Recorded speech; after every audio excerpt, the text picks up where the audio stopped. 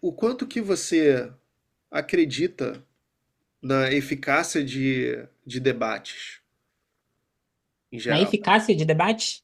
É. Bah, sobre debates em geral, é, por exemplo, vamos pegar o caso dos debates políticos, né? Os debates políticos, teoricamente, eles seriam eficazes para converter votos, né? Muita gente propõe essa hipótese aí. Mas já foram feitas meta-análises sobre debates políticos, né, em vários países do mundo, analisando resultados pós-debates, antes do debate, se teve crescimento, se não teve. E a verdade é que os debates políticos, eles não são decisivos, né? Os debates políticos, eles têm pouquíssima influência, assim, sobre o voto das pessoas. O que funciona mais são estratégias de campanha mesmo, tipo, relacionadas à pré-campanha, né? Nesse sentido, funciona mais do que o debate político. O que o debate político é muito bom em fazer é em te apresentar ideias, de apresentar argumentos, né? Então as pessoas é meio que um consenso sobre debate político que se você vê um debate político, você sai sabendo mais sobre o teu candidato. Provavelmente tu não vai mudar o candidato, mas tu vai saber mais sobre as propostas, né? E nesse sentido, eu acho que esse é o principal ponto dos debates, assim, tipo, a Glenda debate bastante, né? Ela já foi em vários podcasts para debater. Em geral, eu ajudo ela a formular os argumentos, a fazer, a mapear ali o que é que ela pode falar, o que é que não pode. E assim, o principal que a gente tem em mente é que cada debate, cada tipo de debate, ele tem objetivos em particular, né, relacionados a ele. E debates públicos, o objetivo ali não é exatamente buscar a verdade ou alguma coisa nesse sentido, né? Porque ele é um debate público. A questão é, você está falando principalmente para o público, né? Você tá, por exemplo, você pode estar se vendendo como um intelectual, você pode estar querendo divulgar um curso teu, você pode estar querendo mostrar que existem argumentos do outro lado, né? Dificilmente a pessoa sai convencida logo após um debate, né? Talvez ela saia depois de muito tempo, depois de muitos anos. Mas a eficácia do debate, assim, de você viu uma pessoa debatendo, você mudou de ideia, realmente isso eu sou muito cético com relação a isso. Isso provavelmente não vai acontecer. O que acontece é aquele processo, né, de migalha em migalha, você vai. O debate é muito bom para a pessoa conhecer que existe outro lado, porque hoje em dia a gente entra nessa dificuldade, né? Porque existem as bolhas, né? As bolhas da internet. E o debate é um bom quebrador de bolha. Que ele pega duas bolhas diferentes e une ali para assistir o debate. Né? Então, quando você debate com uma pessoa muito diferente de você, você faz pessoas que nunca te ouviriam passarem a te ouvir. Né? O caso de um ateu debatendo com um cristão. Né? Os ateus só ouvem ateus, os cristãos só ouvem cristãos. E o debate entre os dois, o ateu vai ouvir o cristão vai ouvir o ateu. Então, é uma oportunidade para os dois lados se ouvirem, ali no fim das contas.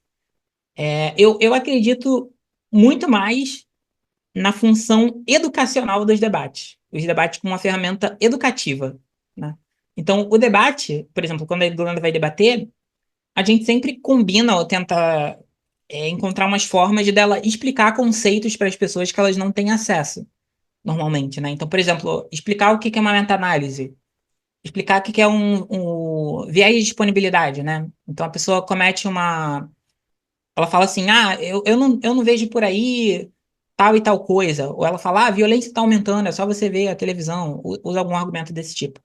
Daí a gente encontra uma forma de utilizar isso para explicar o que que é o viés de disponibilidade, né? Que é a nossa tendência de achar que uma coisa é muito frequente só porque a gente lembra dela muito facilmente. Né? É um tipo de viés que acontece muito facilmente pra gente, né? Que está associada à falácia da generalização apressada, né? Que a gente generaliza a partir desses poucos casos que a gente consegue lembrar.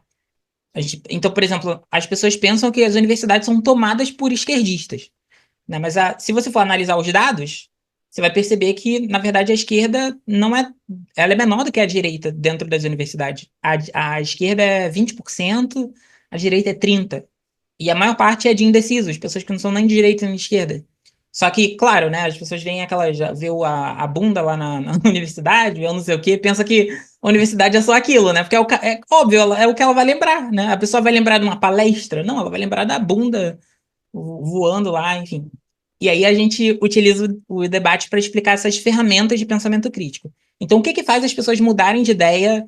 Principalmente o que que faz as pessoas não caírem em teoria da conspiração, que é o nosso principal objetivo, né? Fazer as pessoas terem um pensamento menos conspiratório, elas terem ferramentas de pensamento crítico.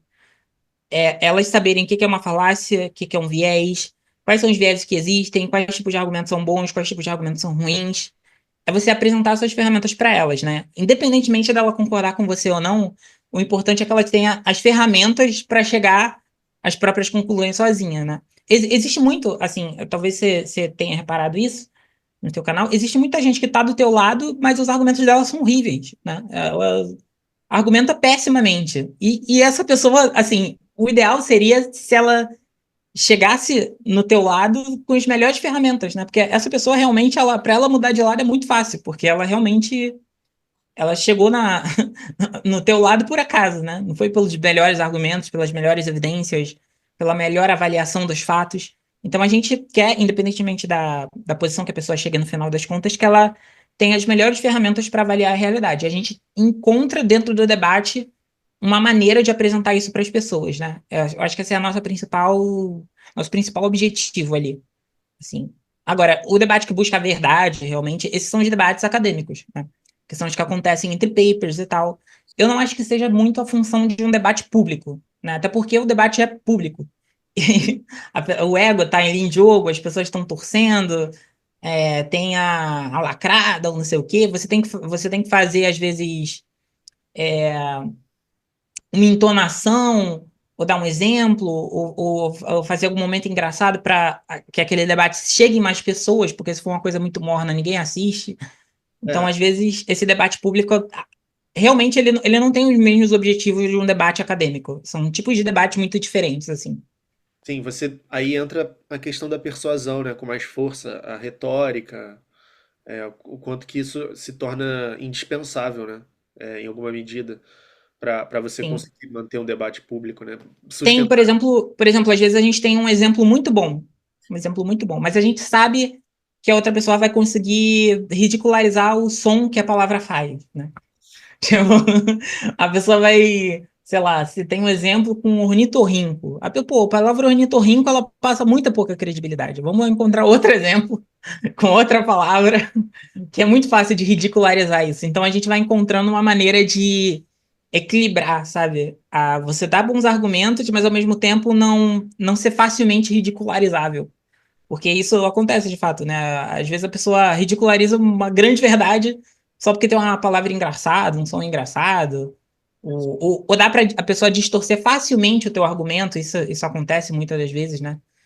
Enfim. É, e é importante, como exercício, buscar fazer uma análise do que, nos debates que a gente vê, o que que as pessoas estão usando, né, consciente ou inconscientemente.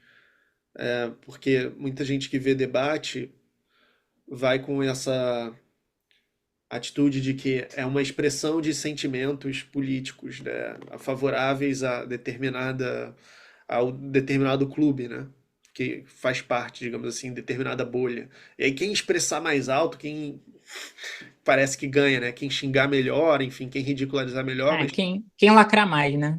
lacra mais. E não é isso. A gente pode começar a analisar os debates. Qual argumento que essa pessoa usou? Esse argumento é válido, não é, né? Sim, sim.